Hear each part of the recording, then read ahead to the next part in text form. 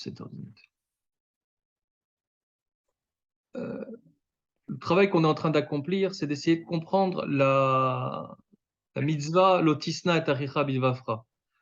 Pourquoi? Parce que c'est une mitzvah qui est liée à l'interdit donc de lotisna, l'interdit de ne pas avoir de sin'a. Et cette sin'a, si on la comprend pas, si on la maîtrise pas, on peut pas comprendre ce que c'est que la sinatrinam.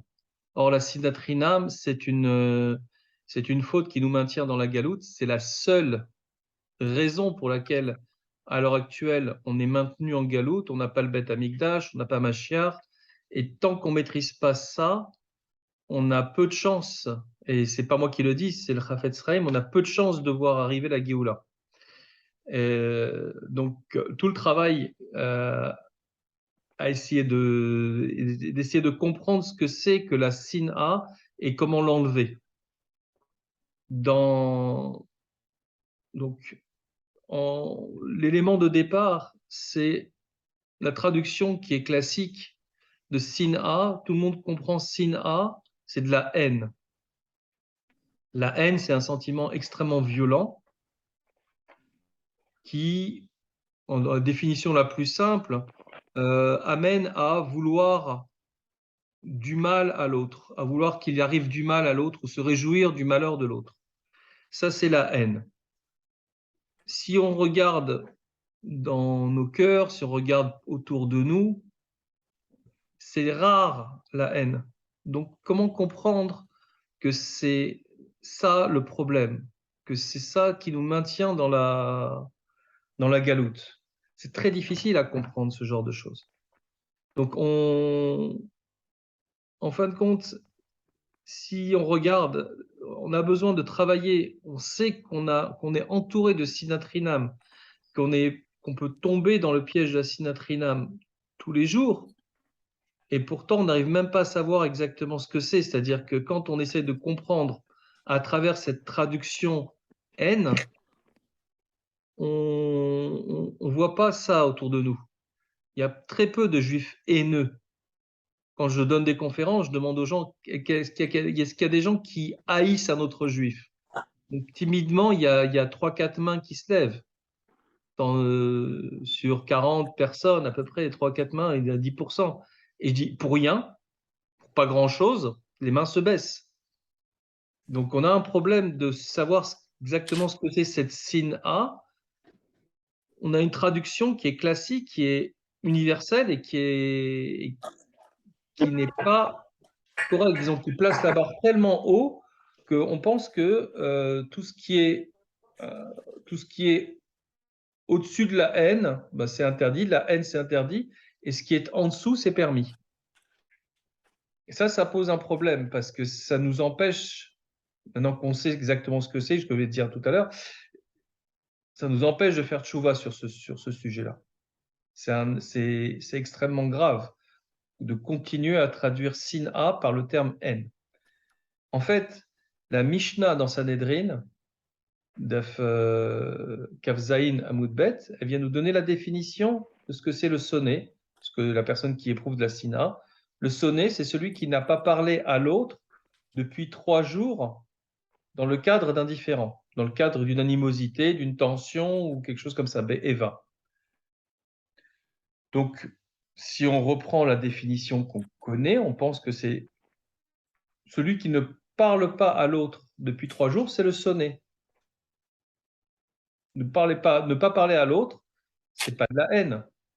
On est en dessous, si on doit placer cette barre, la barre de la haine ici, ne pas parler à l'autre, elle est plutôt au niveau du ventre. Enfin, elle est beaucoup plus bas. Ne pas parler à l'autre, ne pas se parler, on est fâché, on est en froid, on n'a pas de la haine. On est beaucoup moins, c'est beaucoup plus commun. Justement, que je parlais de conférences, et quand je dis aux gens maintenant qui a déjà été fâché avec un autre juif pendant plus de 3 jours, toutes les mains se lèvent. Donc en fait, avec cette définition-là, on a trouvé la faute qui est commune, qui est commune parmi nous, parmi tous les juifs, on arrive très souvent à se fâcher avec un autre juif, à être en froid avec quelqu'un de sa famille, à être énervé après son fils et à ne pas vouloir lui parler. Et là, ce que vient nous dire la Torah, c'est que ça, c'est interdit et que c'est ça le problème. C'est pour ça qu'on est dans le galout. Parce qu'on laisse ces problèmes-là perdurer, parce qu'on laisse ces problèmes-là exister entre deux juifs. C'est ça le sujet fondamental qui nous intéresse ici, dans le sujet de Sin-A, comprendre ce que c'est la Sin-A, c'est juste des énervements, des fâcheries, des bouderies, des choses comme ça. C'est ça l'interdit de la Torah. Et encore une fois, c'est pas moi qui l'affirme, c'est dans un livre du Chafetz Chaim qui s'appelle Avat Israël, qui vient nous dire exactement ça. Il arrive des fois où des amis abaissent leur niveau d'amitié, comme il le dit, pour des broutilles, pour une raison, pour rien. Et là, eux, ils sont over d'oraita, lotisna et achira bilvafra. Donc on rentre dans cet interdit. Après, laisser pourrir la situation, laisser traîner un petit peu la chose, ça amène à une sinatrinam. L'exemple que j'aime bien dire, imaginez, quelqu'un vous a volé 200 euros. Sur le coup, ça nous fait du mal, ça nous énerve. On peut être fâché contre lui. 10 ans plus tard, ces 200 euros, on les a presque oubliés. Si on est toujours fâché après lui, avec cette même engouement, énervement, c'est de la sinat crinam. C'est-à-dire que ces 200 euros là, de 10 ans plus tard, c'est devenu type Abamaïm. Il n'y a plus aucune, il y a plus aucune existence. Je donne l'exemple, même quand je parle dans les écoles. Je dis, imaginez votre camarade vous a cassé un crayon quand vous étiez au GAN. Voilà. Et vous êtes fâché avec lui jusqu'à maintenant. C'est pas Sinatrinam, ça? Ben, c'est l'idée. L'idée de Sinatrinam, ça c'est l'idée liée au conflit. Hein. J'ai développé une autre idée de Sinatrinam liée aux préjugés. Il y a plein de raisons, en fait, il y a plein de Sinatrinam, de types de Sinatrinam qui vont amener un juif à ne pas parler à un autre juif. J'aime pas les riches, j'aime pas les garagistes, j'aime pas les dentistes, j'aime pas les Ashkénazes, les Marocains, j'aime pas. Donc, quand il y en a un qui va arriver dans la salle que je ne connais pas, mais je sais qu'il est marocain, je sais qu'il est dentiste, je sais qu'il est garagiste, je vais pas lui parler, je vais lui faire la tête. Ben là, on est dans le cas de Sinatrinam. J'ai eu aujourd'hui justement d'Afka un cas terrible, terrible. Une dame, maintenant c'est une dame en fait, ma femme la connaissait quand elle était jeune fille, quand elle était même enfant. Elle est issue d'un mariage, sa mère a épousé un guerre. Donc, et là maintenant, bon, bah, elle fait plus rien. Elle fait plus de Torah, plus rien du tout. Et lui a posé la question, mais qu'est-ce qui a fait vous étiez dans une famille qui respectait Shabbat, qui respectait Kashrut, etc. Qu'est-ce qui a fait que maintenant t'as tout abandonné? Elle lui a dit, mais c'est très simple. Moi, on m'a toujours regardé. Il y avait des gens qui ne me parlaient pas, qui m'adressaient pas la parole parce que j'étais fille de guerre. C'était un guerre très sérieusement. Enfin, Strasbourg, c'était quelqu'un qui a fait Guéroute très sérieusement, quoi. Et toute sa vie, elle a raconté. Moi, j'ai jamais été accepté. J'ai toujours été mis de côté. Et quand on voit le drame que ça a fait, cette dame-là, c'est quelque chose qui est terrible. Et on voit que ça, c'est la résultante d'une sinatrinam, tout simple. On voit la folie. On voit la folie que ça a amené et le dégât que ça a pu causer. Alors, ça c'est juste en fait une introduction pour donner le ta'am. Alors, comment on sort de la sinatrinam? Comment on sort de la sin-a tout court? Parce que sinatrinam, c'est très difficile. Quand on a un préjugé contre quelqu'un, c'est très difficile de casser le préjugé. Mais tout se passe avec la parole, avec la discussion. Qu'est-ce que vient nous dire le pasouk? Lotisna et achicha bivafra, ne garde pas de sina pour ton frère dans ton cœur. Ochiach tochiach et amitecha, fais-lui une tochacha, ou augmente, enfin, fais-lui plusieurs tochachot. Vélo tissa à la frette, et tu ne gagneras pas de faute à cause de lui. Ça, c'est le pasouk dans la parashat Kedoshim. Vient le Rambam qui vient nous dire sur ce pasouk, quand une personne faute contre une autre personne, la victime ne doit pas se taire. Au contraire, c'est une mitzvah d'aller demander à l'autre pourquoi tu m'as fait cette chose-là. Comme il est écrit, Ochiar tochiar et amitera. Fais-lui une tochacha. Et le Ramban Nachmanide, dans son commentaire sur ce pasouk-là, dans ce deuxième commentaire, il vient dire, et que ça c'est quelque chose qui est extrêmement important, que la seule manière d'enlever ce sentiment de sin'a, cet énervement, c'est de faire la tochacha. Donc en fait, ces deux mitzvot sont intimement liés. Dès que je détecte que j'ai une sin'a contre une personne, mon réflexe, mon travail va devoir être de faire une tochacha à cette personne. Alors, toujours, c'est des termes qui sont difficiles. Comment je vais détecter que j'ai de la sin'a? Ça, c'est un peu le chidouche que j'amène dans cette idée. C'est ma parole va être mon détecteur. Je lui parle pas. Je lui parle mal. Je n'aborde pas avec lui ou elle des sujets spéciaux. Un sujet qui peut être fâchant, on va dire, qui peut nous fâcher. Des sujets qui, voilà, je lui parle un peu avec animosité, avec énervement, ou carrément, j'ai pas envie du tout de lui parler. Ou à un autre niveau, j'ai envie de dire de la shonara sur cette personne. Quand on a envie de dire de la shonara sur une personne, c'est que cette personne-là, quelque part, elle nous énerve. Il y a quelque chose en elle qui nous énerve. Donc, ça doit sortir. On sent que ça doit sortir. Ça doit sortir par la parole. Et la parole va être donc notre détecteur, mais être aussi notre rédempteur quelque part, la solution au problème. Pourquoi?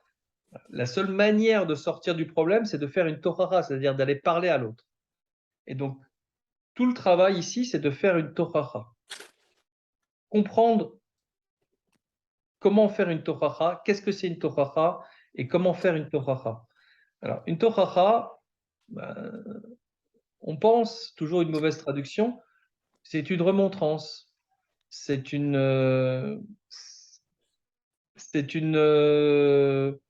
reproche à faire à l'autre. Là, on pense, il y a dans les traductions qui sont là. Peut-être il faut retravailler les traductions. Elles nous amènent à faire des avérotes terribles. Quand on voit la traduction ne hais pas ton frère dans ton cœur, les gens ils se disent bon bah ça me concerne pas cette mitzvah. Combien il y a de personnes qui sont venues me voir qui me disent moi cette mitzvah lotisna tachicha bevafra, elle n'est pas pour moi. Moi je déteste personne. Mais alors, une mitzvah de la Torah qui te concerne pas, c'est pas possible.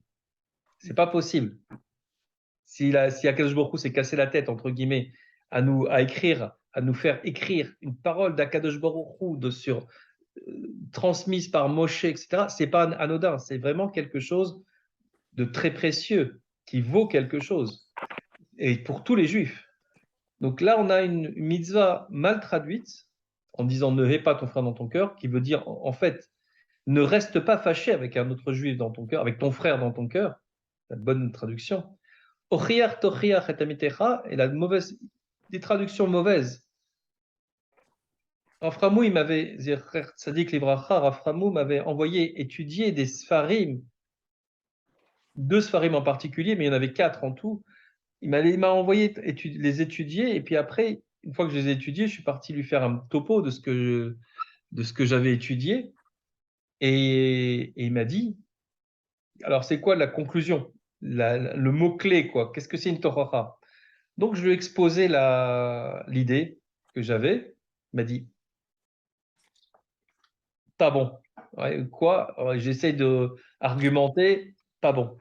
Je dis, mais qu'est-ce que c'est une tochacha? Une tochacha, il m'a dit, c'est une parole d'amour pour qu'il n'y ait pas récidive. Une parole d'affection, une parole gentille. Je dois aller vers l'autre avec des paroles, avec affabilité, enfin, avec gentillesse, avec amour, pour essayer de résoudre le problème pour que, à l'avenir, le problème ne revienne pas. Que l'autre s'excuse, c'est pas mon problème, c'est pas le but. Le but, c'est de rétablir le shalom entre nous, d'apaiser la situation conflictuelle et que, en fin de compte, dans ma définition, c'est que mes relations avec tous les juifs du monde, donc mon entourage, hein, soient des relations apaisées. Je n'ai pas obligé d'être ami avec tous les juifs qui m'entourent, mais j'ai une obligation d'avoir une relation apaisée. C'est quoi apaiser? Ça veut dire je peux aller je peux aller le saluer sans retenue. Shalom Aleichem, comment ça va? Éventuellement, je peux aller lui demander un service. À son ennemi, on ne va pas demander un service. On ne va pas lui demander prête-moi ton tournevis, prête-moi ta scie sauteuse. Ce n'est pas quelque chose qu'on fait à son ennemi. Alors que, pas forcément à son ami, mais à une relation, on sait qu'il a un outil que tout le monde n'a pas, on peut aller lui emprunter cet outil. Après, on ne peut pas forcément lui emprunter sa BMW ou sa Ferrari, parce que ce sont des objets précieux, on va dire comme ça. Mais on peut aller lui emprunter un objet de courant, quoi. Quelque chose qui, lui, peut-être a un certain type de tournevis. On peut aller lui demander à lui, on sait. Et c'est une façon de se dire, j'ai une relation apaisée avec cette personne-là.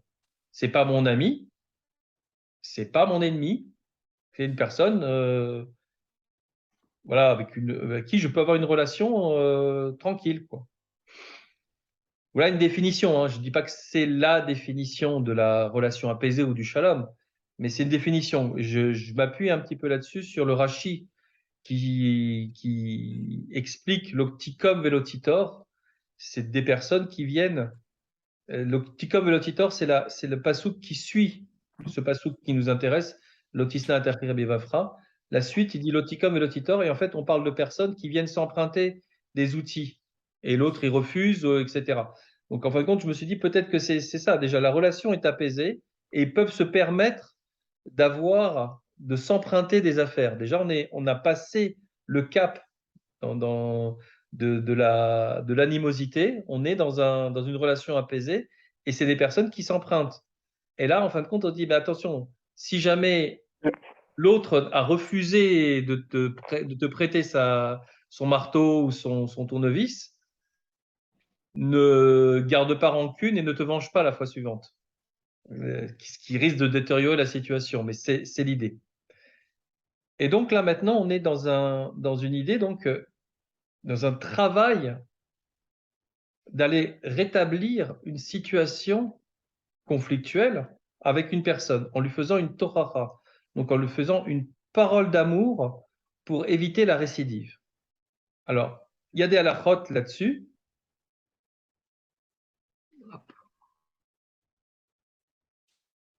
Il y a des halakhot, il y a des halakhot là-dessus sur la tochacha. En fait, j'en ai tiré à peu près 7. Il y a 7 points qui sont extrêmement importants, qui sont nécessaires pour formuler une tochacha. C'est tenter, pour faire une tochacha, donc il faut tenter de comprendre l'autre, le juger avec bienveillance. Donc la parole doit être une parole d'amour, pas être véhément, pas être parole d'amour douce. Ça doit être évoqué dans le privé, dans le calme. Peut-être que ça, c'est d'ailleurs la première mitzvah, c'est le première idée à développer, c'est que ça doit être évoqué en privé. Il faut travailler à clarifier le problème, à exprimer son ressenti. Il faut construire l'avenir et proposer des solutions afin d'éviter la récidive et ne jamais reprocher. Ça, c'est déjà, Dafka, c'est cette dernière phrase, c'est exactement le contre-coup, le contre-coup de la traduction erronée qu'on a l'habitude. C'est vraiment ne jamais reprocher, parce que si je reproche à quelqu'un, obligatoirement, ça va être il va mal le prendre. Il va pas du tout accepter cette parole que je vais. Si je dis, mais t'as fait telle faute, c'est nul, etc. C'est un reproche. Ça va pas du tout. Il faut réussir. Donc, tout le travail, c'est de réussir à tourner ces phrases. On a du temps pour le préparer. Il faut qu'on se voit dans un endroit, dans un moment privé, dans le calme, etc. Donc, on a le temps de préparer, de prendre une feuille et d'essayer de tourner sa phrase pour qu'elle suive ces recommandations-là. C'est de tourner la phrase et on peut la réécrire, la réécrire, la réécrire pour que ce soit exactement dans l'idée. Donc ça, c'est la phrase d'approche. Quand je vais m'adresser à l'autre, je vais essayer de lui évoquer le problème, en disant, bon, il y a un problème entre nous, il faut qu'on le résolve. Maintenant, dans le sujet de ce soir, J'ai pris des fruits. dans le sujet de ce soir, Tout ça. c'est Tu manges, comment on papa? va essayer de résoudre le problème. Alors, j'ai pris comme exemple, justement, dans le sujet, la relation entre parents et enfants, parce qu'elles sont beaucoup plus faciles à détecter. Les ruses, les erreurs sont beaucoup plus faciles à détecter dans ma relation parent-enfant. Mais ces catégories je dirais, d'écueils, d'erreurs sont, sont on peut les retrouver dans ma relation à mon ami, dans ma relation à mon épouse, dans ma relation à quelqu'un de la famille. Je vais les retrouver. Mais dans la relation parent-enfant, on va voir beaucoup plus facilement parce qu'il y a une relation faible à fort et on ne sait pas trop qui est le fort, hein, au passage. Ça peut être l'enfant, mais il y a une relation qui est beaucoup moins édulcorée, beaucoup moins aseptisée qu'une relation entre amis ou avec un collègue, etc. Les enfants, il n'y a pas il y a pas de filtre. Directement, ils peuvent agresser, ils sont très durs en affaires, ils vont vouloir avoir le dessus, etc. Et donc, les 10, on va dire, euh, les 10 types de résolution de problèmes, euh, je les ai travaillés autour des enfants, mais on va voir que ça peut être adapté à beaucoup de gens. Donc là, on est dans le cas où on est au calme et on discute avec la personne en face. Et on discute pour trouver une solution. Donc le premier niveau, et là en fait il faudra qu'on en discute, un après l'autre.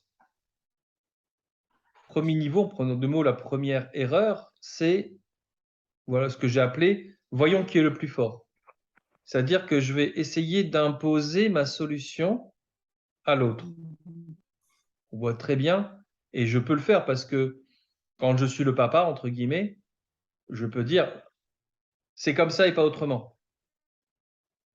Tu vas, en deux mots, tu vas terminer ton repas de force. Donc ça, c'est une relation de force. Et dans l'idée, c'est la peur que je dois avoir, la crainte que je dois ressentir, c'est est-ce que ça va apporter, enfin, est-ce que ça va résoudre le problème? L'enfant ne veut pas manger, je suis au calme avec lui, j'ai enlevé un peu l'émotion, mais je le regarde avec des gros yeux, je dis, mais tu vas terminer ta soupe, c'est comme ça et pas autrement. Est-ce que ça va résoudre le problème? On voit bien que non. Je vais juste obtenir une, je vais obtenir une victoire immédiate, mais c'est une fausse victoire. C'est une victoire qui est complètement illusoire. Je vais gagner. C'est juste pour mieux perdre par la suite. Quand il aura la force de s'opposer à moi, il va m'envoyer bouler.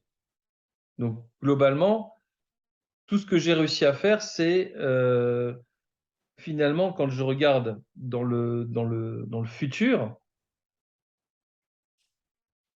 j'ai détruit ma relation avec mon enfant. Je lui ai fait accumuler une certaine rancœur. J'ai affaibli ma relation. Je lui ai donné je lui ai créé une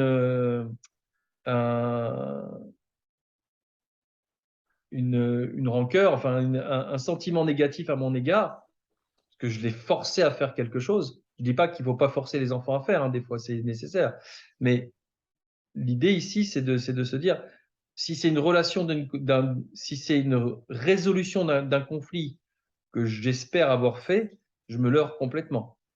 J'ai juste réussi à, à lui mettre une tension, à lui mettre une tension en plus à ce pauvre enfant qui va faire qu'il va possiblement avoir du ressentiment contre moi plus tard et qui va me reprocher amèrement mes, ma tyrannie, ce genre de choses.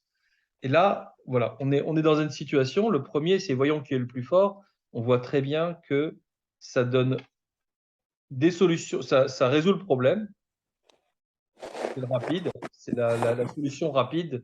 Ça résout le problème à l'instant T, mais ça ne résout jamais le problème à l'avenir, et c'est l'avenir qui nous intéresse. Le deuxième cas, aussi d'une manière relativement simple, c'est tes désirs sont des ordres. Donc ça, c'est le parent, je dirais, moderne, qui va céder sur tout. L'enfant est le roi. L'enfant roi, c'est le classique, hein, c'est des niveaux classiques de réflexion. T'as envie, t'as plus envie de manger, ben arrête-toi de manger. Bon, après, ça peut être une méthode d'apprentissage de la nourriture. On mange quand on a faim, on arrête de manger quand on n'a plus faim. Ça, c'est pas forcément la dispute là-dessus. Mais t'as pas envie de dormir, ne dors pas. Ou tu as envie de sortir sans ton blouson, sors sans ton blouson. L'enfant, les parents cèdent sur tout. Donc là, il n'y a plus d'éducation. Il n'y a plus aucune éducation. Il y a plus l'enfant ne reçoit aucune limite, aucun cadre, à son éducation. Il n'y a pas de limite. L'idée de l'éducation, c'est toujours de poser une certaine limite et qu'on ne franchit pas Chok Velo Ya'avor. Si jamais on a dit, bah voilà, j'en sais rien, on va dire à 10 heures, à 22 heures, il faut aller au lit. Si l'enfant, il va franchir, il va faire 22h01, il n'est pas encore au lit et qu'il ne reçoit pas il n'y a pas de réaction des parents et les parents sont laxistes, la règle, elle s'effrite. Donc la valeur de la règle, de la force des parents s'effrite. Il faut que les règles soient absolument strictes. Je dis pas forcément des règles de coucher, mais les règles soient absolument strictes dans ce qui ne doit pas être je dirais des garde-fous qui ne doivent pas être franchis, et que l'enfant va toujours les tester. Mais il y a certains qui va tester et, sur lesquels il faut être intransigeant, et d'autres, on va se dire, ben non, celle-ci, on va pouvoir céder sur celle-ci, il n'y a pas de souci. Mais sur d'autres, non, il ne faut pas céder. Pour prendre plein d'exemples, mais c'est des problèmes de halakha, des problèmes de Torah, il faut être vigilant. Il y a des fois où on va peut-être accepter de céder ou d'alléger. Par exemple, je réfléchis actuellement sur mes propres enfants. Je me dis des fois, le dimanche matin, je suis moins MacPete pour qu'ils se lèvent pour faire Tfila Betsibourg, parce qu'ils sont éreintés de l'école, qu'ils ont besoin de récupérer. Et s'ils se lèvent et qu'ils, de force, on va dire comme ça, j'allège un petit peu S'ils sont réveillés, évidemment, ils vont à la choule. S'ils sont en phase de se réveiller, je vais les pousser à aller à la choule. Mais s'ils sont vraiment en train de dormir complètement, je vais pas je me sens pas de les réveiller parce que ça pourrait créer un ressentiment. Pour moi, le but final, c'est que la tfila, pour eux, ce soit quelque chose d'agréable. Et si par contre, il y a eu c'est quelque chose qui leur a, entre guillemets, volé du sommeil, et à leur âge où il y a besoin de dormir, etc., j'ai l'impression, maintenant Moshe va peut-être me venir, enfin, je sais pas trop si c'est une Moi, je suis là, bonne, maman. si c'est réel, si ça a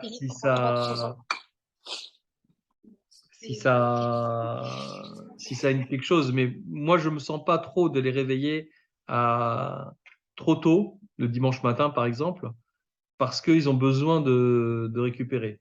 Donc ce genre de choses, c'est-à-dire la tefila c'est absolument nécessaire, mais je vais pousser qu'ils fassent la tefila avant leur limite, mais les pousser, les réveiller à 8 heures du matin ou 7 heures du matin pour qu'ils aillent à la choule, pour moi, c'est trop à leur âge. À 16 ans, peut-être que ça va bouger, mais à 13 ans, à mon avis, c'est un peu trop léger, trop dur en fait pour eux, surtout avec les rythmes de folie qu'ils peuvent avoir dans Paris, où on les sent vraiment très fatigués. C'est un exemple, hein, mais il faut trouver d'autres exemples éventuellement, mais c'est un peu l'idée. Alors, le parent qui va être trop rigoriste, et ça on l'a vu, il va exiger énormément de son enfant, peut-être même plus qu'à lui-même, ça va casser quelque chose chez l'enfant. Pardon, ça peut casser quelque chose chez l'enfant. L'enfant va avoir, ça va s'associer, la mitzvah va s'associer à une certaine douleur. Et ça, c'est quelque chose qu'on veut pas. Il faut que la mitzvah soit associée à quelque chose d'agréable. Donc voilà un peu l'idée alors, céder sur tout, évidemment non, mais réussir à céder et à ne pas céder, justement. À céder sur certains sujets parce que c'est, c'est acceptable, on va dire, jusqu'à un certain point. Mais justement, savoir que il y a une barrière à ne pas franchir. Et c'est ça l'éducation, le niveau de Torah qu'on veut donner à l'enfant. Voilà un peu l'idée. Alors, le troisième niveau, et on va peut-être s'arrêter là, après je vais vous écouter, euh, c'est encore une bouchée, c'est-à-dire couper la poire en deux. C'est-à-dire que je demande à l'enfant, et ça je voudrais bien avoir votre avis là-dessus, pourquoi c'est mauvais? Pourquoi c'est pas bon? Encore une bouchée, ça veut dire euh, il veut plus manger, et je lui dis, ben voilà, je ne cède pas, il faut que tu manges encore une bouchée, puis c'est terminé. Donc lui, de mauvaise volonté, ben, il va quand même manger sa bouchée. Bon, il reste plein de bouchées à manger, mais il va quand même manger sa dernière bouchée.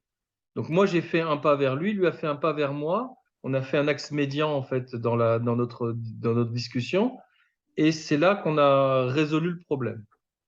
Et ça, c'est peut-être extrêmement intéressant à voir. Ce marchandage, pourquoi le marchandage, c'est pas une bonne solution dans un conflit. Alors maintenant, j'essaie de vous écouter sur ce sujet-là. Est-ce que vous m'avez suivi jusqu'à présent? Oui. Oui. Alors, qu'est-ce que vous en pensez?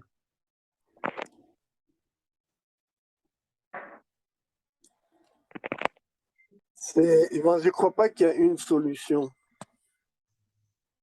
Moi, je crois que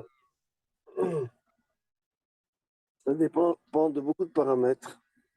Ça dépend de la nature de l'enfant, ça dépend de la configuration, ça dépend de l'âge, ça dépend de quoi il s'agit, quel est l'enjeu. C'est évident à mon avis, parfois il faut utiliser ça, parfois il faut jongler, parfois ça, parfois ça, parfois ça, c'est en fonction de plein de paramètres. C'est sûr que si on n'emploie qu'un canal, on va passer à côté de l'éducation de son enfant, c'est clair. Non, on est d'accord que de toute façon, ça c'est des fois, voyons qui est le plus fort, enfin de le imposer à l'enfant, c'est nécessaire. Et il faut des fois user de cette méthode. Des fois, il faut céder aussi. Et des fois, il faut dire Ouais. en marchande aussi pour la chose. Mais l'idée, c'est mais savoir que ce sont des solutions, entre guillemets, mauvaises parce qu'on manque de temps, parce qu'il faut trouver une solution rapidement, parce que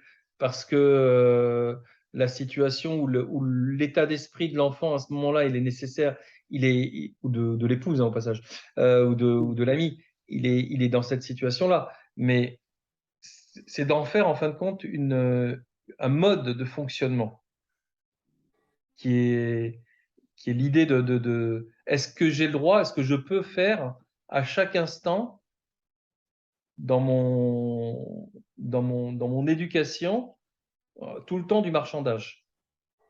Je te donne ça si tu me donnes ça. Je te donne un cadeau si tu vas au lit à cette heure-ci. Euh, et que ce soit ma méthode d'éducation. C'est ça l'idée. En quoi est-ce que c'est mauvais? Mais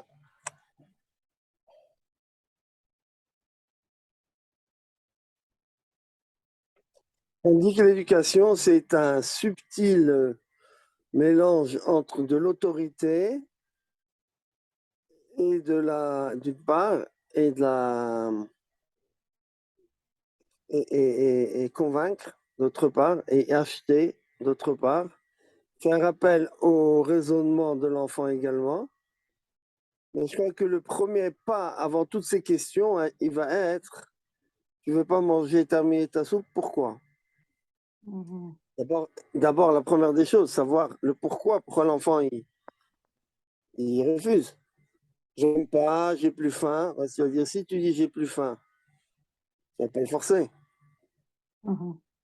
Mais ça peut être j'ai plus faim, mais parce que j'aime pas. J'ai plus faim parce que j'ai Non, envie bien d'aller sûr. jouer. J'ai plus À faim. toi, à La toi raison de peut être savoir déchiffrer, utile. évidemment.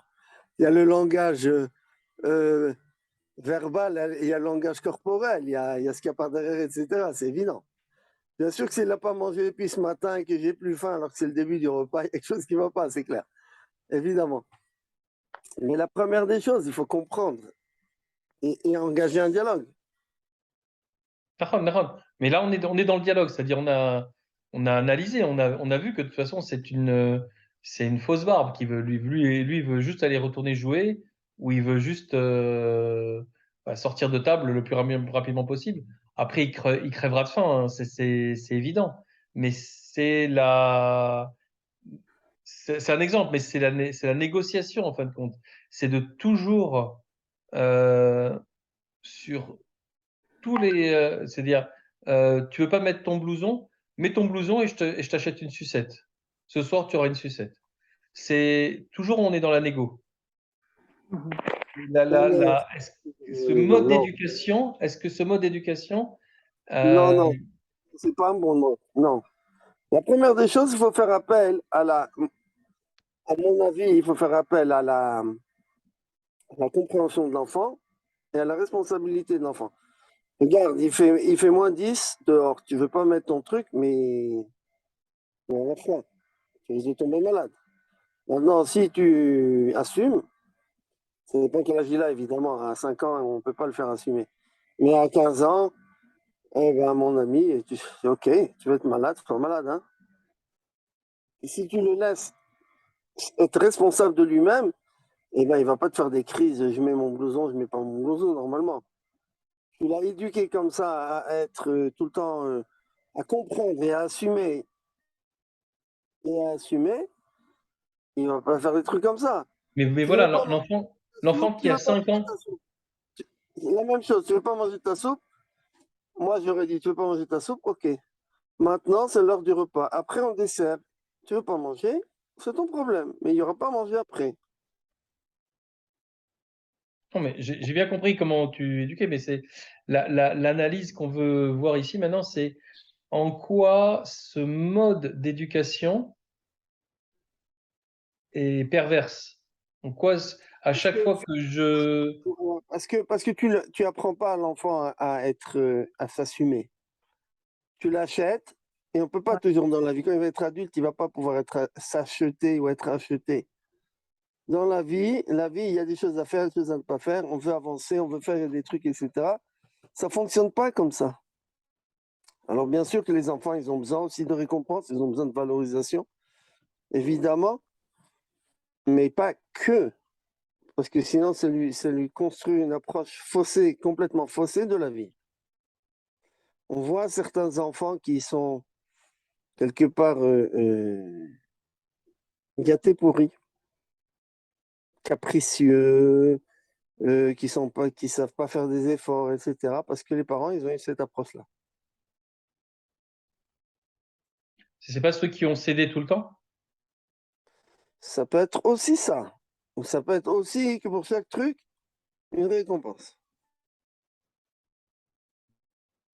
Et la carotte. La carotte et le bâton. Euh, Et on a euh, besoin de ça aussi, la carotte et le bâton, mais on a besoin aussi Oui, de responsabiliser l'enfant. oui, La oui, carotte et le bâton, à mon avis, c'est un moyen de faire avancer l'enfant parce que c'est encore un enfant qui n'a pas suffisamment de date, de compréhension, de pouvoir assumer par lui-même. oui, tout à fait. Tout à- mais ouais, justement, tout à- j'ai lu chez Ravolbeu que, la, que la récompense est un mode d'éducation. Donc, comment comprendre ça, justement, Oui, la récompense, c'est oui, un mode d'éducation, mais finalement, elle est... mais pas pas que par la récompense. Pas que. Et même quand tu lui donnes la récompense, faut lui dire, en fait, la récompense, c'est pour t'encourager, mais en fait, la chose en elle-même, elle est juste par elle-même. Je t'encourage pour te donner de l'énergie, pour pouvoir faire la chose, pour aller contre ton etc. Faut pas avoir peur de dire les choses comme ça. et mon- Mais, mais, mais c'est parce que tu es un enfant, tu as besoin d'être encouragé. Mais la chose par elle-même, elle s'impose et c'est normal que tu la fasses, mais tu as besoin d'encouragement, alors je te donne un coup de pouce. Comme ça, moi, je comprends les choses. Je sais pas comment est-ce que toi, tu perçois les choses. Je Non, serais justement, curieux d'entendre ce que Willy dit. Il a toujours des choses très intéressantes à rajouter. Ouais, mais Willy n'est pas Il- là. Apparemment, il était très fatigué ce soir et je crois qu'il est parti dormir directement. Donc, il a loupé le coup, là. J'espère que, bah, justement, peut-être la semaine prochaine, on refera une passe là-dessus pour voir comment il en pense. Mais l'idée ici, ouais, effectivement, d'être tout le temps dans la négo, c'est-à-dire dans la récompense, si tu fais ça, je fais ça, etc. C'est, euh, non, mais justement, j'avais ce problème-là de compréhension que finalement,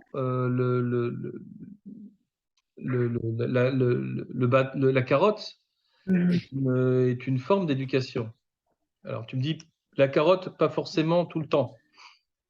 Ou Ah pas. ben oui, La carotte, c'est pour aider, motiver et enfin, contrer le Yetzirara. Mais Il y a de ça, et puis encore autre chose. Les enfants, beaucoup plus que les adultes, ils ont besoin que l'on valorise ce qu'ils ont et ce qu'ils font. Parce que ce sont des enfants. Et ça commence d'abord par la valorisation verbale. Ouais, tu m'entends? Oui, tout à fait. Ça commence par la valorisation verbale et c'est indispensable. Et les adultes aussi, mais les enfants beaucoup plus. Mais ah oui, les adultes aussi, ils ont besoin de sentir qu'ils sont appréciés, que ce qu'ils font, c'est bien, ça Essentiel. leur a un sens, Et etc. C'est essentiel. dans le couple, c'est essentiel la valorisation de l'autre. Dans le couple et dans tout, dans la relation avec Avec les amis, avec tout le patron, reste. avec l'employé, etc. Tout. Maintenant, sauf les grands hommes qui sont un peu au-dessus de ça, et même nous. Je ne vais pas dire il est rave, il n'a pas besoin de trucs. Non, mon devoir à moi, il est aussi de lui donner du kavod et de le respecter, de lui faire sentir que j'apprécie ce qu'il est. Maintenant, c'est son travail personnel à lui, à ne pas se laisser influencer qu'il soit dépendant et qu'il perde sa dépendance. C'est son travail à lui. Mais moi, mon travail à moi, c'est d'apporter une appréciation, une valorisation. Maintenant, chez les enfants, la valorisation, elle passe pas uniquement par des paroles, mais aussi souvent par des récompenses. La différence est subtile, mais voilà, c'est ça. C'est-à-dire que le cadeau, la carotte que je vais donner à l'enfant, c'est une valorisation de son action, c'est pas une contrepartie de son action. Et ça, c'est très important. Une contrepartie, ça veut dire j'ai fait ça, ça vaut ça. Donc tu me dois, Ouais. puisque j'ai fait ma bracha, Je vais venir. tu me dois 20 centimes d'euros. C'est pas dans ce sens-là. C'est je t'ai entendu faire la bracha, je vais te donner un bonbon, une pièce pour valoriser le fait que tu aies fait ça. C'est pas un marchandage. C'est-à-dire, c'est pas euh, une mitzvah égale des sous ou des bonbons ou quoi que ce soit. C'est subtil comme différence, mais c'est essentiel. Razak. Quelqu'un Ouais. quelqu'un a envie de parler sur ce sujet? Ah, apparemment non. Alors, on va passer au quatrième niveau. C'est si tu fais ça, je le dis à papa. Qu'est-ce que vous appelez par la stratégie du Le chantage? chantage, si tu manges, je te donne un cadeau. C'est stressant à la longue pour l'enfant. Ah, là, on est sur le cas précédent ou le nouveau Non, on parlait du chantage. À chaque fois, on dit à l'enfant, si tu ne manges pas, ben, tu n'auras pas ça. Si tu manges, tu auras un cadeau, etc. etc. Mais c'est un stress pour l'enfant. Ça peut créer du Absolument. stress. Ça crée du Absolument, stress. C'est une conséquence. Oui, oui. Ça peut être grave. Mais ça lui apprend aussi une des mauvaises méthodes, c'est-à-dire ça lui apprend que euh, mon action a une conséquence immédiate, quoi. Enfin, je fais pas ça entre guillemets lichement. Je fais ça parce que je vais recevoir de l'argent ou je vais recevoir une contrepartie ou je vais C'est euh, malsain pour l'enfant aussi. malsain, très Oui, malsain, bien sûr. Bien sûr. très malsain. Alors que la valorisation, en fin de compte, c'est un autre niveau. Oui, Mais oui. c'est subtil hein, comme différence. C'est subtil, oui, c'est ça. C'est ça. C'est un peu dangereux, mais C'est dangereux. c'est nécessaire de comprendre il y a une différence, quoi. Enfin, que Mais c'est est-ce pas qu'il à n'y a chaque. pas il y a pas un problème chez le parent qui veut peut-être maîtriser les situations? Ah, bien sûr. Bien sûr. On veut Avec tout toute- maîtriser. C'est pas possible de tout maîtriser. C'est toujours des solutions entre guillemets de facilité. J'achète le calme dans la maison. C'est mon enfant est excité.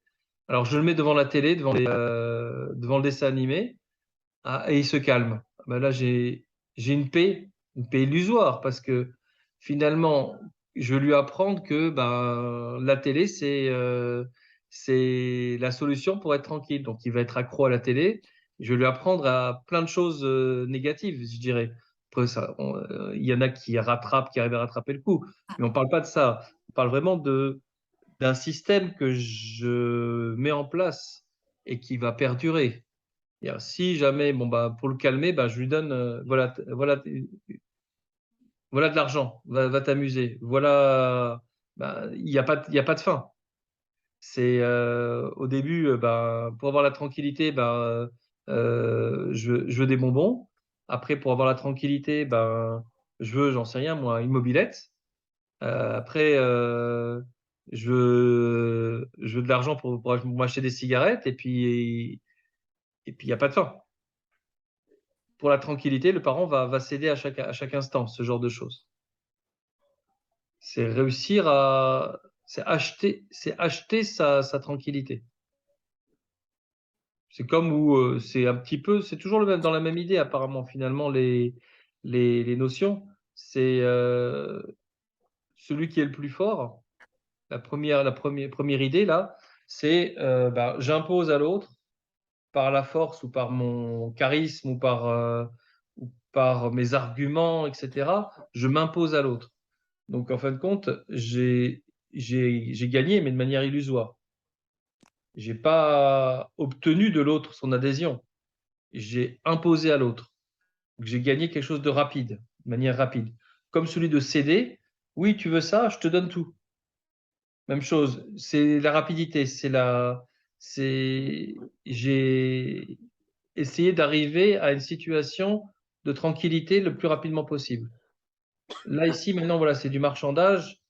Tu fais ça, je te fais ça.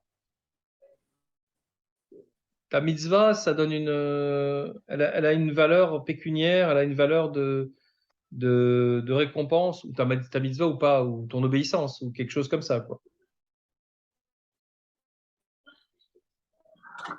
On est dans une situation un peu, voilà, où on veut rapidement trouver la solution et on trouve une solution ben, un peu, on va dire bâtarde, enfin, un peu bateau, facile et qu'on va reproduire pour pouvoir arriver rapidement à, à ce shalom, à cette paix qu'on essaye d'obtenir, cette tranquillité. Alors, moi, mon but, de toute façon, c'est que les enfants soient couchés à 8 heures du soir. Donc, pour qu'ils puissent être couchés à 8 heures du soir, bah, je vais user de tous les stratagèmes malsains, finalement. Ils vont recevoir des récompenses, ils vont recevoir machin, etc. Mais mon but, et s'ils ne le font pas, bah, ils n'ont pas la récompense. Donc ça, c'est... Je peux te dire quelque chose. Oui, je vous en prie. La Torah n'est pas toute structurée sur le même principe. C'est-à-dire, si vous faites les mitzvot, alors vous aurez tous les biens de la vie. Hein. Si vous ne faites pas, alors vous aurez. Toute la Torah est construite comme ça. Vous posez une très bonne question. Je peux... Alors, et pourtant, on n'est pas plus traumatisé. On attend avec impatience le jour de Kippour pour se faire pardonner. On attend Rosh Hashanah pour dire, eh ben voilà, les choses vont arriver. Eh ben on compte on va dire des mots pour que Hachem nous donne, et on fera plus qu'on a déjà fait de gaffe. C'est toujours cette structure.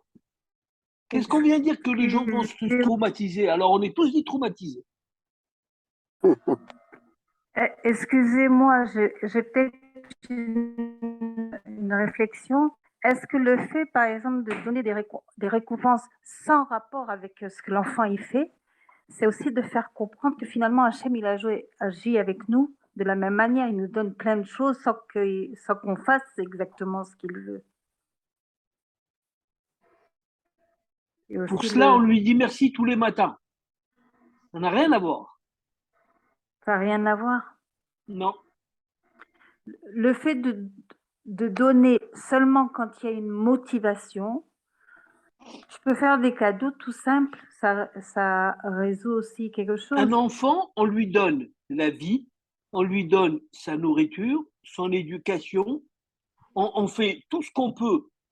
Et normalement, il doit par là même reconnaître que c'est un cadeau d'avoir des parents qui sont de cette forme-là, et il doit exécuter. Point. Son cadeau. Le cadeau est en plus. Si je veux, alors je le fais. Sinon, ce n'est pas une obligation. C'est ce qu'a dit Moshe tout à l'heure, c'est la valorisation de l'action qu'il a faite.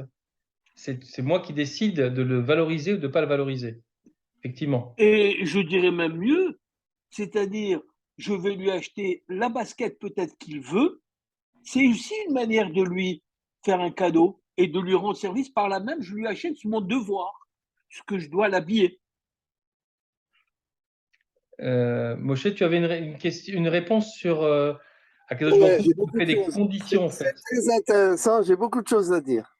Ah, très bien. La première des choses, vous soulevez une question par rapport à ce que Hachem ne fonctionne pas avec nous de la même manière. Vous recevez des récompenses si vous faites la Torah et les mitzvot, et je vous punis si vous ne faites pas la Torah et les mitzvot. Toute la Torah, c'est marqué comme ça. Et pourtant, les Rishonim posent cette question. Pourtant, c'est marqué d'une part dans la Gemara que Schar mitzvah b'hai alma leka. Dans ce monde-ci, il n'y a pas de récompense pour la mitzvah. אילו דברים שאדם אוכל פירותיהם בעולם הזה, והקרן קיימת לו לעולם הבא. C'est-à-dire que il y a des choses, certaines mitzvot, qu'on ne reçoit que l'usufruit de la mitzvah dans ce monde-ci, et pas le capital de la récompense de la mitzvah, c'est pas dans ce monde-ci. Alors on a une contradiction a priori. D'un côté, c'est marqué dans la Torah qu'Hachem, il nous donne les récompenses, etc. Et d'un autre côté, c'est marqué dans Chazal qu'il n'y a pas de récompense sur terre. Et comme c'est marqué dans les Sifrei Moussar, ils expliquent parce que une mitzvah spirituelle, toute la matérialité de ce monde-ci, ne peut pas apporter un millionième de la récompense de la dimension spirituelle de la mitzvah qu'on a faite. Alors ils expliquent, je crois que c'est le Ramban, si je me rappelle bien, entre autres, que, en fait, tout ce que la Torah nous promet des récompenses, ce n'est pas la récompense à proprement parler, mais ce sont des moyens de pouvoir réussir sur Terre. On nous donne les moyens de la réussite pour pouvoir faire la Torah et les mitzvot encore mieux. Mais ce n'est pas la récompense à proprement parler. Ce ne sont que des moyens. Nouveau La moyen. récompense elle-même, elle n'est pas sur cette terre-ci, elle est une dimension spirituelle dans l'Olam Haba. Et c'est logique. De la même manière qu'un employé qui vient travailler pour moi, je lui donne ses outils, je lui amène les matériaux avec lesquels il doit travailler. De la même manière, Hachem il nous dit, je vous demande de faire la Torah et les mitzvot. En fait, c'est un cadeau qu'il nous fait, mais c'est encore un autre sujet. Je vous donne les moyens de le faire. Par contre, si vous ne voulez pas le faire, je vous retire ces moyens. Voilà, donc ça c'est un point. Est-ce que j'ai été clair? Très clair. Maintenant, les enfants, les faire grandir qu'avec un système de récompense et punition, ça crée des enfants qui n'ont aucune responsabilité, aucune volonté personnelle. Ils n'ont pas de responsabilité par rapport à la vie. Ce sont des enfants ça devient des adultes qui sont attirés par qu'est-ce que je vais obtenir ou qu'est-ce que je ne vais pas obtenir. Ils n'ont pas d'idéaux, de choses, une harmonie, une volonté personnelle, etc. C'est que attirés par les choses. C'est pas ça. C'est pas comme ça qu'ils deviendront des adultes équilibrés. Et c'est pour ça que l'éducation, c'est un subtil mélange entre parfois de l'autorité, parfois pas de l'autorité, de la responsabilisation, et parfois on laisse faire, même s'il tombe dans l'erreur et même s'il se fait mal, etc. C'est un mélange. C'est un mélange savant. Donc ça, c'était un point. C'est monsieur Lévi. Simon, c'est bien ça? Oui. Exact. Pardon? Oui, Exact. c'est ça, Monsieur Simon. Et votre nom de famille? Lévi. Monsieur Simon Lévy. Donc nous sommes du même chevet, puisque moi je m'appelle Khan Cohen. Exact. Voilà. Et maintenant, est-ce que ça prend sens pour vous ce que j'ai dit? Ça prend, mais ça change rien au principe qu'on a vu, toutes les parachiotes qu'on a vues, dans lequel si vous faites pas, dans les clalotes, les trucs, c'est comme ça le système.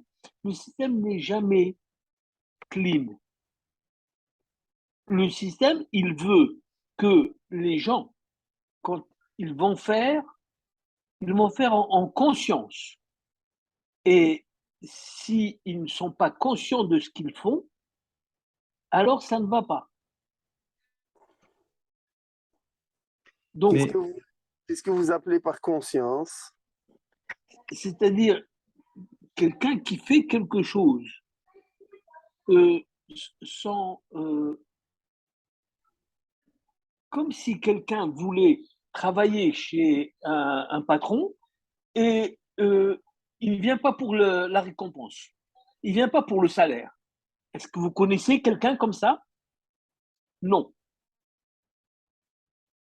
Sauf c'est un s'il Mishnah, hein. a un autre intérêt. C'est une Mishnah Mais pourtant, hein. Et la Mishnah nous dit autrement, comme il dit Franck.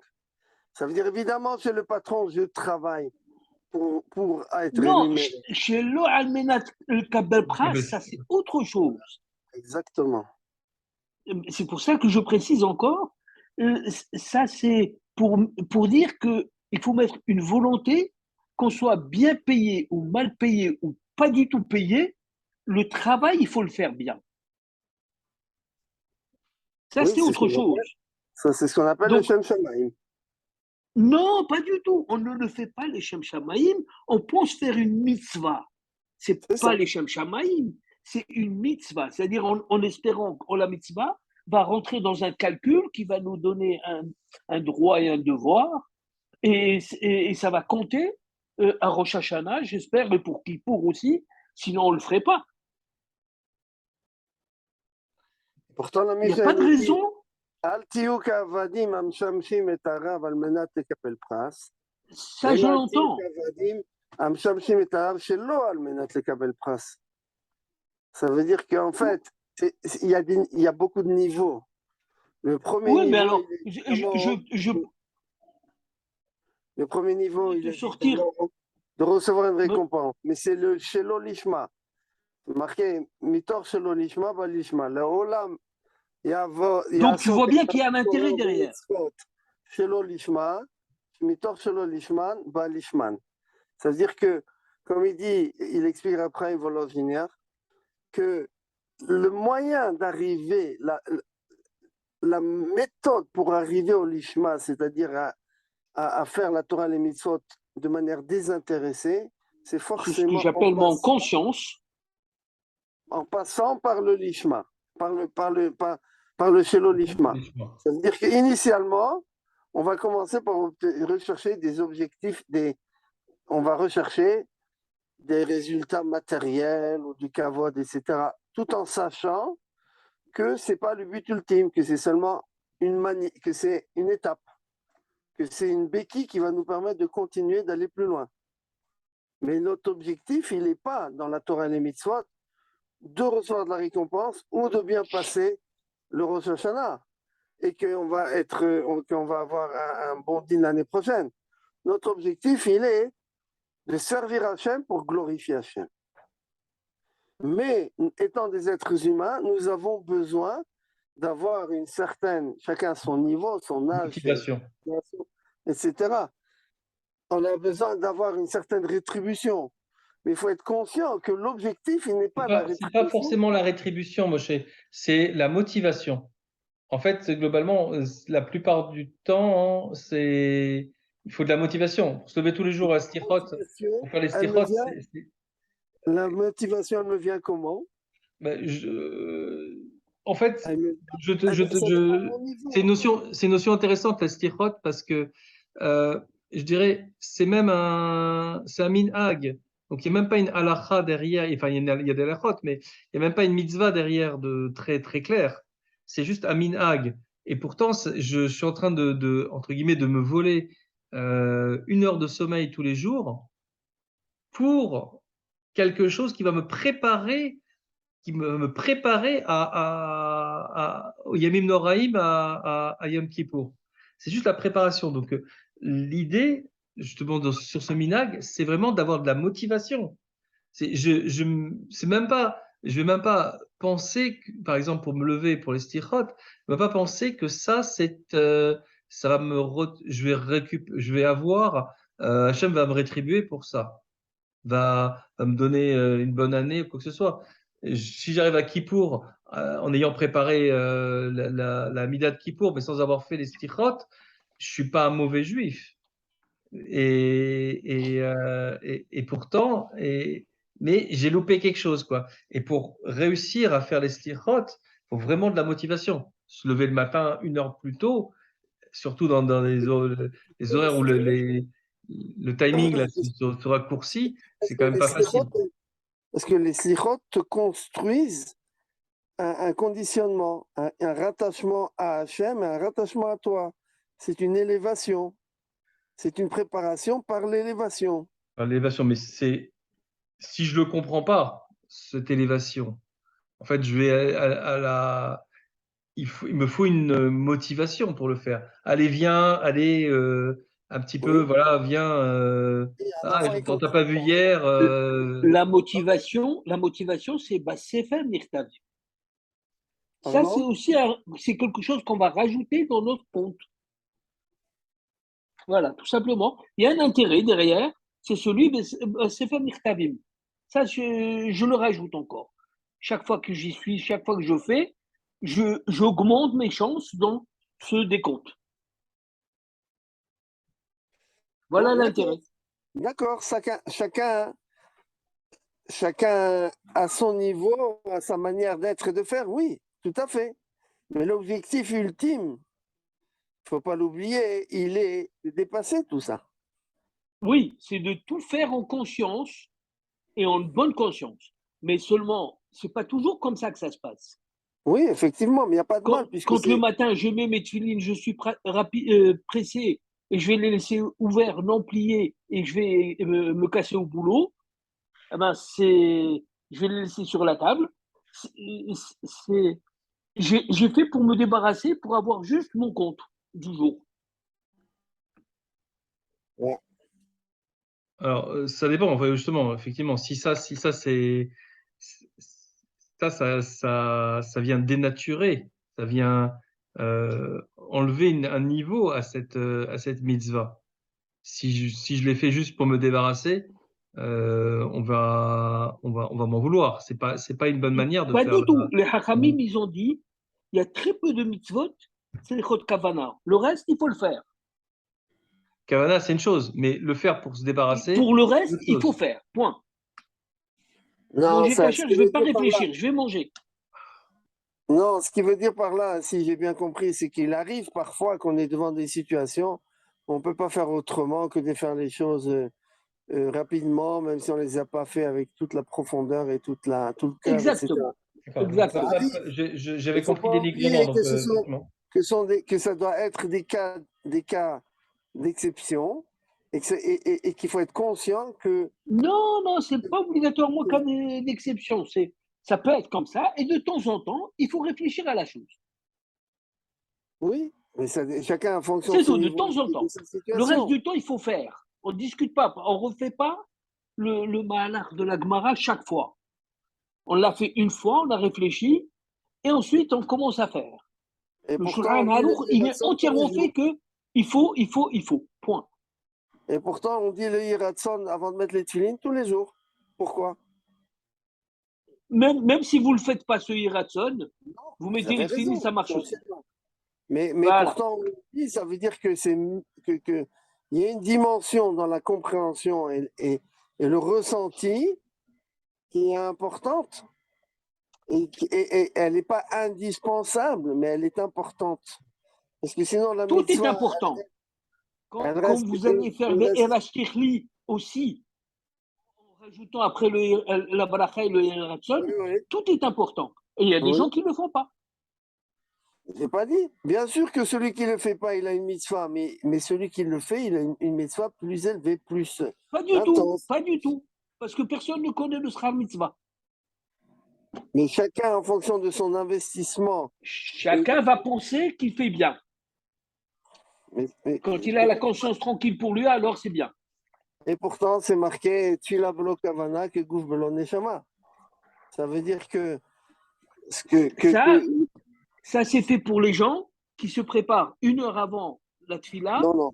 et ils restent 1 heure après la tfila. Non. Ceux qui se préparent c'est 1 heure avant, c'est encore plus. Maintenant, la tfila en elle-même, elle demande un investissement. Si on n'y arrive pas ou on n'est pas, parce que chacun à son niveau, je ne dis pas. Mais bien sûr. En combien de temps vous liquidez, pardon, une question, en combien de temps vous liquidez les Shmoné Esrei? Moi, déjà, la question me déplaît, moi. Moi, je ne pense pas que je liquide les Shmoné Esrei. Parce que sinon, si on veut le faire mot à mot, il faut 3 fois le temps. Et je l'ai fait, je l'ai chronométré. Si on veut le faire correctement, c'est 3 fois le temps que tout le monde met. Je pense non, que c'est marqué. Comme c'est difficile, c'est marqué qu'il faut faire. Alors on le débite. La première bracha, on s'investit beaucoup dans la première bracha et les autres, on les fait moins. Mot à mot, très rapidement, enfin, très clairement, très distinctement, travailler sur la première bracha. Et ensuite, les autres, on peut éventuellement, si la c'est ce qu'on capacité demande. à se concentrer nous manque, on peut éventuellement le faire plus rapidement. Ça, c'est pour au moins, si tu n'arrives pas à faire le tout, fais au moins une. Vous voyez comme si on dit à son propre enfant, eh ben écoute, si tu peux pas manger ton assiette, mange une cuillère. C'est pas la même chose. C'est la même chose. C'est juste au moins fais plaisir. Voilà. C'est pas la même chose. Mon enfant, je veux dire, si tu manques de temps pour faire la tfila, fais Kriyat Shema et Amida. C'est pas non, si tu n'as pas envie de cuillère. manger, mange au moins une cuillère. Non, c'est au moins ça me. C'est pas l'exemple n'est pas tout à fait le même. Mais dans la pas. tfila, dans tout ce qui est les mitzvot, etc., hein, on prône l'attitude. Tu fais maintenant ce que tu es capable de faire, tout en sachant qu'il existe des niveaux plus élevés et des mitzvot plus élevés, de la qualité, etc. Avec le temps, si tu aspires à y arriver, tu vas y arriver petit à petit. Tu vas te construire, tu vas grandir, tu vas. C'est pas vrai, on le fait une fois et 10 fois non. Même si on a construit, même si on a compris. C'est pas vrai, on se ment. On se leurre. Aujourd'hui, mais lorsque vous serez à la retraite, vous aurez plus de temps. C'est parce que je suis arrivé à la retraite que je me permets de le dire. Alors, dans ce cas-là, ce serait bien de pouvoir s'investir petit à petit, de progresser dans la vie. C'est la raison pour laquelle j'en parle. C'est-à-dire un cas, j'ai essayé l'autre. J'ai pas compris là. Quand on prend le temps de le faire. C'est pour ça que j'ai dit, le premier, on le bac. Voilà, point. On veut être avec tout le monde, Bétibourg. Pour être dans le Tibourg, alors on fait comme tout le monde. On peut très bien commencer la Hamida avec tout le monde et puis la continuer plus longtemps. Hein. On a aussi. J'ai compris. Moi, j'ai vu quelqu'un faire la Ktorette et la faire mot à mot. Et j'ai vu quelqu'un qui l'a débité en 3 minutes. Toute la Ktorette. Oui. Ben, l'un comme l'autre, ils l'ont dit. Oui. Le but, c'est de l'avoir dit. Ça dépend de quoi il s'agit. Il y a des choses que le but de la Ktorette, c'est de l'avoir dit. Mais il y a certaines choses que si on n'a pas eu la kavana, le ressenti, c'est le principal de la tfila, c'est le ressenti de la tfila. Dans les Ktorette, il y a des moments où il faut compter, etc. Il faut aussi s'il compte très rapidement, effectivement, il a fait tous les gestes qu'il fallait. Quand on fait Shmoné Esrei, on fait tous les gestes qui sont demandés. La première tfila, la première bracha et tous les autres. Point. Mais seulement on les fait en débitant. Alors, c'est ça justement le problème, c'est de débiter. La question, c'est pas, c'est Est-ce que vous pourrez faire autrement? Non, mais c'est pas ça. Oui, bien sûr. C'est ce qu'il y a Dans dans le ma temps tête. qui vous est imparti, non. Non, ce qui est dans ma tête. C'est-à-dire, si en fin de compte, je bâcle, finalement, est-ce que j'ai fait ma tefila? Finalement, j'ai fait. Hachem, ça va dire Amen. Est-ce que j'ai fait ma tefila réellement? Est-ce que je l'ai fait? Est-ce qu'elle vaut quelque chose? Je ne sais pas. C'est ce niveau-là qu'il faut poser. C'est-à-dire, comme la première question justement que vous avez dit, si pour me débarrasser comment vous faites Liquider. pour liquider Liquider votre Shemona Esrei? la Justement, monnaie. si dans ma tête c'est liquider mon Le Shemona mot, Esrei, le mot est provocateur. Hein. mais on a bien compris. C'est ça mon idée, c'est-à-dire de dire si jamais mon but c'est de liquider le Shemona Esrei, est-ce que je l'ai fait finalement? Si finalement je n'ai dit que des mots les uns à la suite des autres, est-ce que j'ai fait exactement ce qu'on me veut? Parce que finalement, Oui, qu'est-ce c'est que ce c'est qui est Shemona demandé. Esrei? C'est des bakachotes, Oui, c'est des demandes à Kadosh Baruch Hu. non, il y a même des gens qui voyagent entre-temps, pendant qu'ils débitent. Non, mais justement, ceux qui vont vérifier Ils sont pendant ailleurs, ils ont l'esprit ailleurs. mais ceux qui vont vérifier leur mail pendant qu'ils sont en train de faire le Shemona Esrei ou qui sont en train de répondre aux SMS pendant qu'ils font le Shemona Esrei par cœur, est-ce que ça vaut un Shemona Esrei? Je suis en train de le dire. Enfin, c'est pas une ou Ouais. qui vont, je sais pas, n'importe quoi. Enfin, qui sont en train de vérifier sur leur téléphone des choses, alors ils sont en train de jouer aux échecs pendant qu'ils sont en train de faire le Shemona Esrei. On voit le délire qu'il peut y avoir. Le Shemona Esrei, ils sont en train de juste de dire des mots comme ça, sans aucune concentration, peut-être même avec une certaine concentration, parce qu'ils vont dire tous les mots comme il faut. Mais ils sont en train de jouer aux échecs en même temps. Est-ce que ça vaut un Shemona Esrei? Je vous pose la question. Si vous regardez votre montre, vous dites ah bah tiens, j'ai exactement 1 minute et 13 secondes pour faire mon Shemona Esrei, et que vous êtes en train de vous presser pour essayer de dire tous les mots dans le temps imparti, est-ce que ça vaut Shemona Esrei? Je pose la question. C'est vraiment c'est vraiment problématique. Pour moi, c'est très problématique. Et On n'est pas dans pourtant, le Shemona Esrei. Pourtant quoi? allez-y dans une synagogue quelconque, Ah oui, mais Chazé Shalom, de juger. Moi, et quand vous êtes dans le Tzibourg, comme tout le monde, hein, moi, je veux pas juger les gens, mais je me moi non juge plus. moi-même. J'essaie de me juger moi-même. Mais quand mon cerveau divague, alors que je suis en plein Shemona Esrei et que je pense à une idée ou à une autre, ou même à Magmara, à un Inyan dans Magmara, je voudrais me donner des baffes parce que je suis pas dans mon Shemona Esrei. Et après, je me pose la question, quand mon cerveau a divagué et que j'ai fait cette bracha et cette bracha et cette bracha, et que halachiquement, je peux même pas revenir en arrière, parce que je me suis rendu compte que pendant je sais pas moi, 30 secondes, donc j'ai dû faire peut-être une ou deux brachot, euh, j'avais le cerveau, j'avais la tête ailleurs et que je les ai fait machinalement. Est-ce que ces brachot comptent? A priori, ça compte, mais de mon point de vue, Alors, si c'est je me votre sens très point de mal. vue, d'après le Shulchan Aruch, il faut refaire.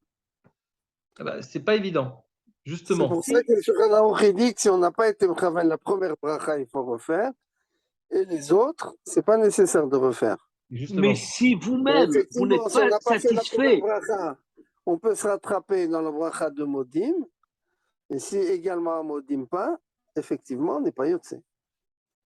donc il faut refaire. C'est Non, ce la que dit première le Shulchan bracha. Aruch. La première Absolument. bracha. Si les autres brachot, par exemple, j'en sais rien, moi, Tachonen, j'étais pas dans le coup, j'ai pensé à autre chose, et ben j'ai pas besoin de refaire. Si j'ai dit tous les mots, j'ai pas besoin de refaire. Ouais. C'est ça le truc. Mais globalement, Alors, si alors jamais pourquoi vous l'avez fait? Pas conscient de ce que vous dites. je suis pas content de moi. Je suis très mécontent de moi si jamais je l'ai fait, voilà, Comment vous voulez que ça soit une mitzvah si vous n'êtes pas content? À Kadosh Baruch Hu non plus. bah, peut-être que Akadosh Baruch Hu, Al Pi Halacha, Alors il faut refaire. Yotse, non, mais justement, je ne peux pas refaire. Je ne peux pas refaire parce que la halakha m'interdit de le refaire. Non, mais Hachem, il n'est pas content peut-être, mais il est content si on est conscient qu'on n'a pas Oui. bien fait, qu'on n'est pas En satisfait plus. et Si qu'on on va est, on est s'améliorer. conscient qu'on a fait une bêtise. Voilà, Et ça qu'on c'est va déjà, s'améliorer. ça c'est le Alors, premier niveau de la ouais. tchouva. Prendre conscience qu'il y a un problème. C'est Voilà. ça mon travail en fait dans le problème de Sina. C'est que j'essaie de faire prendre conscience aux gens que simplement quand ils sont fâchés les uns avec les autres, il y a un problème de Torah et pas juste c'est permis. C'est ça le problème. Prendre conscience que j'ai mal fait. La prochaine fois, je ferai mieux. C'est ça le Voilà. principe. Le principe c'est un principe de Torah qui est important. Mhm. Le Gaon de Vilna, il dit la première erreur, la première faute que l'on fait quand on fait une avéra, c'est d'être triste d'avoir fait la avéra. Non, il faut prendre conscience qu'on a fait une erreur et la prochaine fois, on fait mieux. Prochaine fois, on se concentre mieux. Là, on s'est planté. On a pris, comme j'ai un ami Goy qui a une notion de la faute, du chet, qui est très simple. Il dit, voilà, j'ai un arc et une flèche. Je lance, je tire et je rate ma cible. J'ai fait un chet. J'ai voulu faire une action et je l'ai mal faite. Qu'est-ce que je fais? Je me morfonds, je vais m'asseoir par terre? Non. Je prends une autre flèche et j'essaie de viser mieux la prochaine fois. Je trouvais que c'était une manière assez saine d'envisager la faute, l'erreur quand on fait une avéra.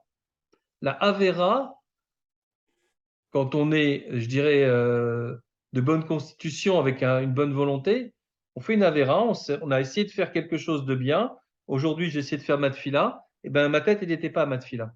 Bon, j'ai pris conscience que ma tête n'était pas dans matfila, et demain, j'essaierai de faire mieux. Qu'est-ce que je vais me morfondre, je vais me scarifier, je vais me donner des claques. Ça n'a pas de sens. Dans Alpitora, ça n'a pas de sens. J'ai pris conscience que j'ai fait une erreur. Demain, je fais mieux. Oui, C'est ça la tchouva. Ça, c'est le principe de je tchouva. n'entends pas. Prendre conscience, analyser, admettre et ensuite réaliser mieux. C'est Ok. ça le chat. C'est ça ce que Chazal disent. En Adam Omed al Divrei Torah, et là, Imken Nirshal Bahem. C'est pas lorsqu'on a fait une faute, par la faute, ça nous permet de réaliser la faute et de nous prémunir de la faute et de grandir de la faute et de pouvoir la dépasser. C'est cette notion-là d'arc et flèche avec la cible, c'est pas mal. C'est-à-dire qu'en fin de compte, j'analyse comment j'ai visé, comment j'ai tiré la fois et finalement j'ai raté ma cible. J'ai vu que j'ai visé de cette manière-là, etc. Je vais mieux viser la prochaine fois. Exactement. C'est c'est un bon machal de comment il faut se comporter vis-à-vis d'une avéra. Et je pense que c'est très intéressant à analyser ça. Mhm. Mais là, on a un Sur petit peu ce, dévié du sujet. merci, bonne soirée, Bonne soirée. à la semaine prochaine. À la semaine Au revoir. prochaine, Emile Sachem. J'arrête À la semaine l'enregistrement. prochaine. Au revoir.